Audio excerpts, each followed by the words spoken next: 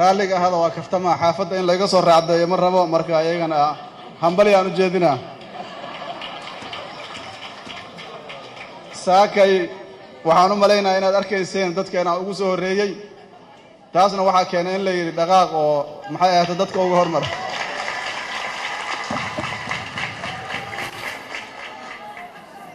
waxaan rabaa intaas inaan kaftan kale ku sii darsado gabadhii ugu horeysay markay ii dhalatay waxaan isku dayay inaan shirbo anoo weligay shirbin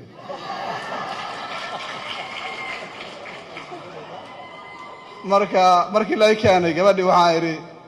sankan qurxoon iyo salcahan waa sumad ku taala saafidan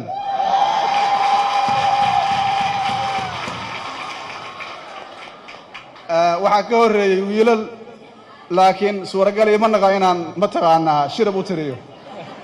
laakiin gabadhu waxay iga keentay shirab